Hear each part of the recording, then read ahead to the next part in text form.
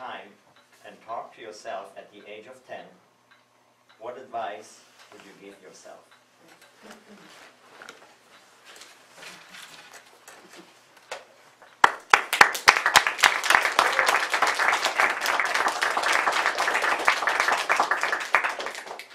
This chair. If I could go back in time, at the age of 10, give myself advice, what would I say? Well, I've always dreamed of time traveling, so this is perfect. When I was 10 years old, I was a very, very imaginative kid. And I decided that I wanted to do something different for my birthday. And I created sock puppets. And I took all my mom's stuffed animals, and I put them all together and created a cast of characters. For my birthday, I was going to put on a show.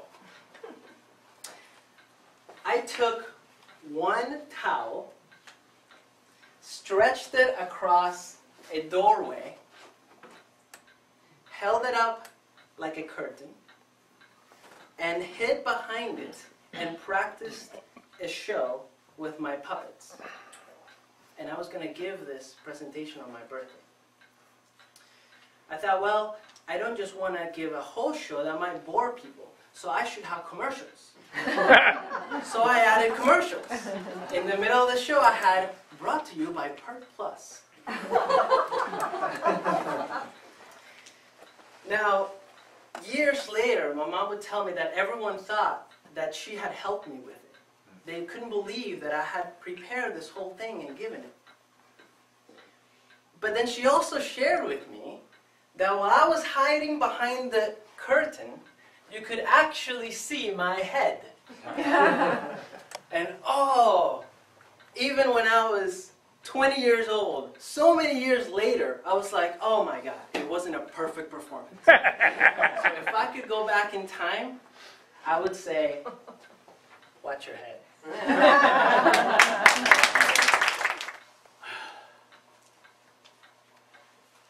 Good evening, Toastmasters, guests, viewers at home.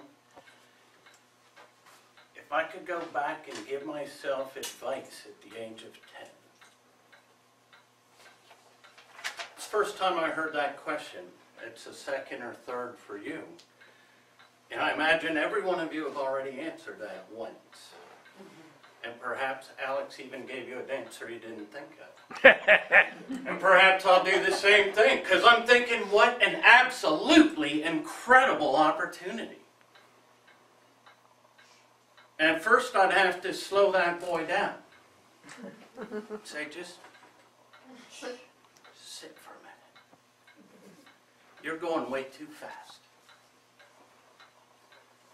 Take a breath, close your eyes,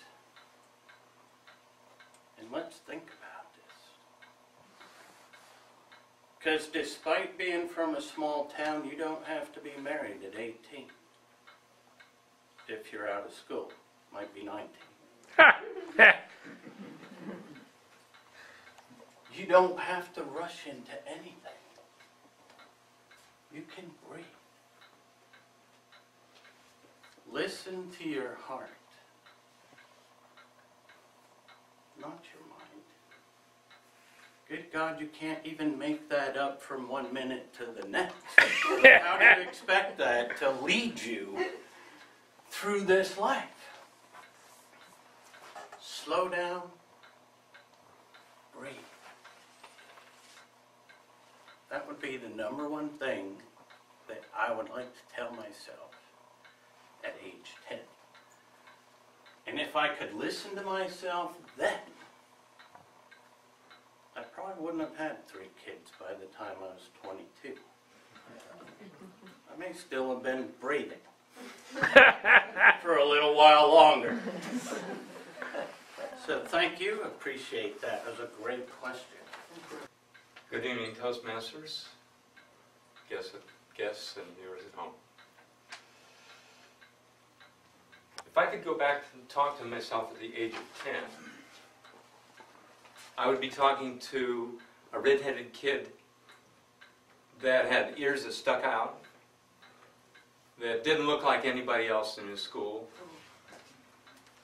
that was really worried about what other people thought about him, and I would tell him, relax, forget it. It doesn't matter so much what they think about you. It really matters a whole lot what you think about yourself. I would tell him that there would come a time when having the red hair and the looks that were different from everybody else would actually be an advantage. And he would have a difficult time believing that. But I would tell him that. I would tell him, you know, it's not looking like the other guys that's going to get you in relationship with girls. There's a lot of other things, and you'll learn them, and that has to do with who you're being. So I would have all this adult advice for him, and it would be tough for that 10-year-old kid to actually take it in, because it's going against everything that the environment is showing him, and he's busy building his own internal frame of reference and being able to forget what all the guys say and what the whole environment's telling him, and actually establish himself in who he is. And he would have a difficult time taking in this stuff. But what probably would get through would be, I'd say, listen to this piece of music. And this adult that's talking to the 10-year-old knows what kind of music would really get into his soul. And by the time he was 16, that kind of music would transform him permanently into somebody that he didn't recognize before. And if I could introduce him to that music a little bit earlier, it would just spark the whole process even sooner. Thank you for the question. It's easy to go back in time to when you're 10, because it's a really special time in life, isn't it? 10 is when you're really starting to become aware of yourself, aware of where you fit into the world, and really what you think in terms of possibilities of your life. When I was 10, I was about singing. And I think singing is a great gift. If I would go back, I would even emphasize that more and take the opportunity to sing even more. Why? Because singing is really the root of speaking. How many people in here have seen the King's Speech? You probably all have, right? Won the Academy Award this year. And what happened to that king?